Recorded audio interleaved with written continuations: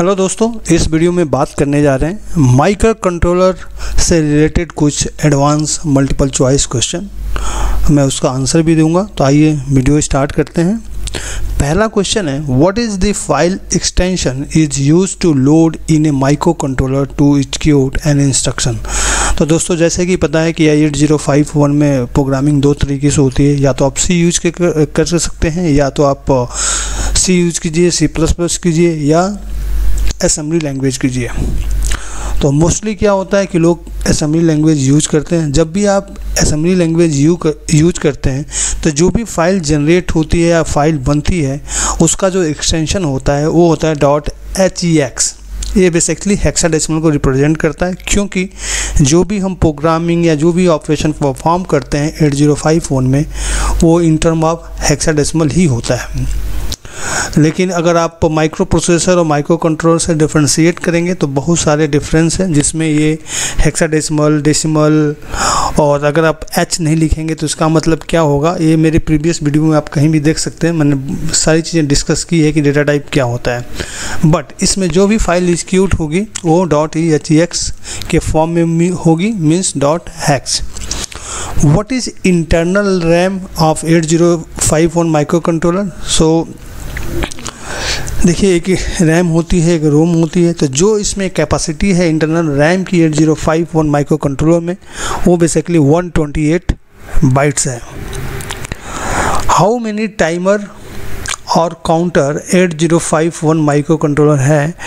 तो बेसिकली जो हमारा माइक्रो कंट्रोलर होता है उसके पास दो टाइमर होते हैं, जिसको हम T0 और T1 से रिप्रेजेंट करते हैं। Register that is used to holds the memory address of a next instruction to be executed।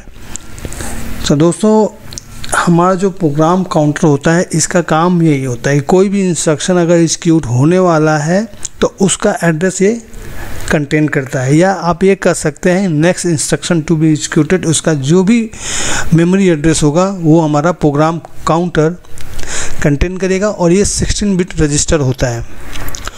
The 8051 microcontroller has how many parallel input output ports? So friends, हमारा 8051 होता है, उसके पास 4 पैरेलल इनपुट आउटपुट पोर्ट होते हैं, जिसको हम P0, P1, P2, P3 से represent करते हैं।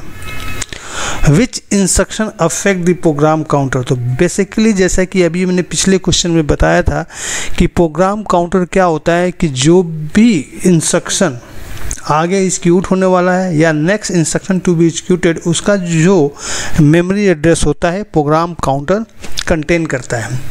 तो इसमें देखा जाए तो कॉल और जंप है कि जो कि प्रोग्राम काउंटर की वैल्यू को अफेक्ट करता है। Which register is used to store the output generated by ALU? ALU means होता है अर्थमेटिक लॉजिक यूनिट। तो जो हमारा एक्यूमुलेटर होता है, whatever micro controller perform operation their output will be store in accumulator. तो यहाँ पर जो करेक्ट ऑप्शन है वो है accumulator. Which signals are used to control the flow of data? तो हमारे पास बेसिकली दो सिग्नल होती है, एक होती है DTR और एक होती है RTS। ये दोनों यूज होती है डाटा सिग्नल कंट्रोल के, basically flow of data control करने के लिए। Which of the following is a function of the T mode register? So it is use to interrupt the timer, it is use to load the count of the timer, it is used to set different timers or counter to the appropriate mode। तो C option is correct, because T mode का option, T mode का use हम basically timer और counter के दियर appropriate mode में set करने के लिए करते हैं, जैसे कि हमें किस मोड में काम करना है, मोड 0, मोड 1, मोड 2, मोड 3। तो ये हम T मोड यूज करके करते हैं। विच of the following is a function of ESCON register? So basically ESCON function used for program the start bit, stop the bit and data bits of framing। Which of the following operation are performed by stack pointer during its incremental phase? So देखिए, जब भी हम stack pointer की बात करते हैं तो basically दो ऑपरेशन यूज होते हैं, एक होता है पुश और दूसरा होता है पॉप। तो पुश होता है इंक्रीमेंट करने के लिए और पॉप होता है डिक्रीमेंट करने के लिए। तो यहाँ पर डिक्रीमेंटल फेज के लिए जाएगा pop. Which of the following commands are used for addressing the off-chip data and associated codes respectively by data pointer? तो देखिए जहाँ भी हम डेटा पॉइंटर की बात करते हैं तो हम 16 बिट डेटा की बात करते हैं। जब 16 बिट डेटा की बात करते हैं तो माइक्रो कंट्रोलर में मूव वाई कोई इंस्ट्रक्शन नहीं होता है, मूव भी हो सकता है, मूव जेड कोई ऑपरेशन नहीं होता है। तो देखा जाए तो आपका इस तरह से ए, बी और सी ऑप्शन तीनों गलत है। तो बचा हमारे पास डी ऑप्शन। तो हम जब भी एक्सटर्नल डेटा के साथ काम करते हैं तो मूव एक्स यूज करते हैं। विच of the following is A bit addressing range of addressable individual bits over on the chip RAM? तो इसका बेसिकली क्या होता है 0 to 7FH। हमने कुछ दिन पहले एक वीडियो बनाई थी रजिस्टर बैंक करके, आप उसमें देखेंगे तो आपको पता चल जाएगा। The 8051 microcontroller is a 40-pin package as a 8-bit microprocessor. The stack pointer is basically you have to tell कि what is capacity of stack pointer and this may be defined anywhere in the। तो basically ये 8-bit on chip 128 byte RAM होता है, मतलब इसकी capacity 8 bit होती है और ऑन चिप 128 बाइट में कहीं भी स्टोर किया जा सकता है। After reset FT register is initialize to address that is 7F।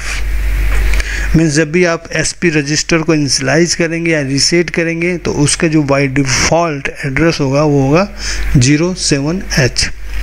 What is address range of SFAR register bank? Means special function register bank. तो फिर वही जब मैंने रजिस्टर बैंक पढ़ाया था तो उसमें डिस्कस किया था, इसका जो होता है वो होता है 80F से लेके FFS तक। Which port of pin 3 has a alternative function as write control signal for external data memory? तो बेसिकली इसका ऑप्शन होगा P3.6। Now what is address for TCON, SCON and PCON? देखिए कुछ हमारे पास स्पेशल फंक्शन रजिस्टर है, जब आप exam में अपीयर होते हैं तो कुछ कॉमन हैं जिनके SFR एड्रेस हमेशा आपसे पूछे जाते हैं। तो इसका जो करेक्ट ऑप्शन है वो है 88। टीकॉन का जो एड्रेस होता है वो 88 होता है, एसकॉन 98, पीकॉन 87। और दूसरा इंपॉर्टेंट है SBUF एंड PSW, तो इसका होता है 99H and 0DH। Which of the following is bit operation? तो इसमें जो हमारा P2 है इससे हम बिट ऑपरेशन करते हैं क्योंकि हम P2 के ईच एंड एवरी बिट को एक्सेस कर सकते हैं, जैसे P2.0, P2.1, P2.3, P2.4। In 8051 which interrupt has highest priority? तो IE0 हैज हाईएस्ट प्रायोरिटी। तो इस वीडियो में इतना ही। उम्मीद करते हैं कि आपको ये पसंद आया हो। अगर पसंद आया तो प्लीज़ कमेंट कीजिए, सब्सक्राइब कीजिए, लाइक कीजिए। अगर आपको किसी भी टॉपिक पे MCQ क्वेश्चन चाहिए तो ज़रूर कमेंट कीजिए, मैं उस पर वीडियो बनाऊंगा। Thank you.